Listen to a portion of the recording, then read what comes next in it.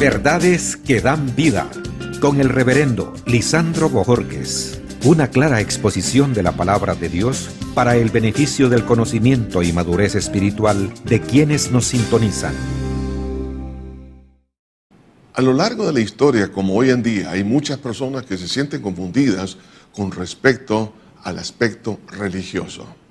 Pero lo único que nos puede dar una orientación para saber cuál es la religión verdadera, que es sobre todo lo que nos lleva a la vida eterna, es a través de la verdad. Y esto no es nada nuevo. El Señor Jesucristo tuvo que enfrentar esta misma situación. En el Evangelio de Juan, capítulo 10, versículo 22, dice así: celebrábase en Jerusalén la fiesta de la dedicación, era invierno, y Jesús andaba en el templo por el pórtico de Salomón. Y le rodearon los judíos y le dijeron: ¿hasta cuándo nos turbarás el alma? Si tú eres el Cristo, dínoslo abiertamente. Jesús le respondió: os lo he dicho y no creéis. Las obras que yo hago en nombre de mi Padre, ellas dan testimonio de mí. Pero vosotros no creéis, porque no sois mis ovejas.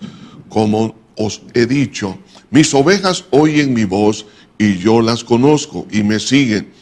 Y yo les doy vida eterna, y no perecerán jamás, ni nadie las arrebatará de mi mano. Mi Padre que me las dio es mayor que todos, y nadie las puede arrebatar de las manos de mi Padre. Yo y el Padre uno somos. ¿Por qué algunos están confundidos respecto al Señor Jesús? Esta interrogante que le hicieron a Jesús es la que prevalece hoy en día también. ¿Hasta cuándo nos turbarás el alma? La verdad que Jesús no perturba el alma de nadie. El problema está porque no han creído a la verdad, sino que han creído a los dogmas religiosos sobre la palabra de Dios. La palabra de Dios es muy clara y contundente, pero cuando nosotros le damos más crédito a la opinión de los religiosos, a la opinión de los dogmas, a la opinión de libros que no son inspirados por Dios, entonces es ahí donde caemos en una confusión y hacemos esta pregunta: ¿hasta cuándo nos turbarás el alma? Otra razón es por no querer aceptar las pruebas divinas sobre Jesús como el Mesías y mediador. Él es el Mesías, Él es el Salvador. Las obras, por eso dice aquí el Señor, las obras dan testimonio de mí. La obra de Cristo es la que realmente es la evidencia de quién es Él y cuál es la obra redentora para que tú y yo podamos creer. Los testimonios de Cristo a través de sus obras hablan mejor que lo que nosotros podemos pensar. No solo eso, sino por temor a darse cuenta que están equivocados. Y esa es otra de las razones por las cuales algunos se sienten confundidos, porque tienen temor de admitir que se han equivocado en cuanto a poner su confianza en la religión, en sus buenas obras o en otro sistema filosófico. Y la soberbia no nos permite reconocer, y es por eso que decimos: ¿hasta cuándo nos turbarás el alma?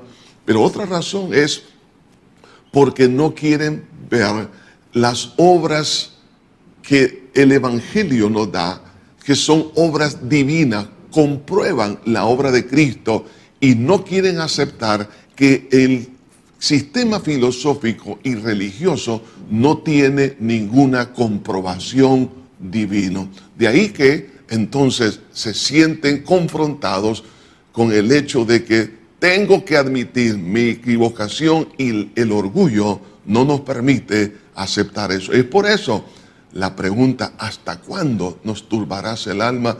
Y esto lo que trae tarde o temprano es conflicto y rechazo al Evangelio y a aquellos que tienen la experiencia de la salvación en Cristo Jesús. La incredulidad no nos va a permitir aceptar esta verdad. Por eso que en el versículo 24 que hemos leído, dice así: ¿hasta cuándo nos turbarás el alma? Si tú eres el Cristo, dínoslo abiertamente. Jesús le respondió: os lo he dicho y no creéis. Las obras que yo hago en nombre de mi Padre, ellas dan testimonio de mí. Lo primero que podemos ver aquí es que la incredulidad, al no permitirnos aceptar la verdad, es por no aceptar la declaración misma de Jesús.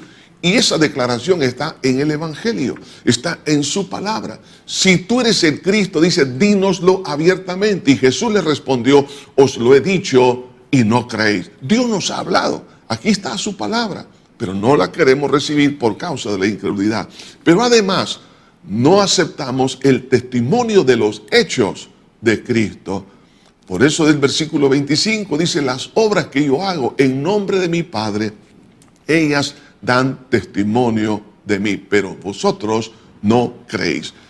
Las obras son no solamente las sanidades, no solamente vemos cómo Dios consoló a la persona que estaba sufriendo, vemos también la resurrección de los muertos y muchas otras obras que Jesús hizo que evidencian realmente que Jesús es Dios y es el único mediador entre Dios y los hombres.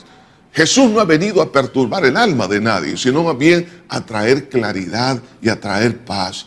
Pero a la vez, muchos no pueden realmente recibir el consuelo a su alma, a su mente, porque la incredulidad no les permite aceptar que lo único que nos va a permitir el poder aceptar el conocimiento y la experiencia de un Cristo vivo es sencillamente por no querer ser un verdadero cristiano nacido de nuevo. Jesús dijo en el versículo 26, pero vosotros no creéis porque no sois mis ovejas.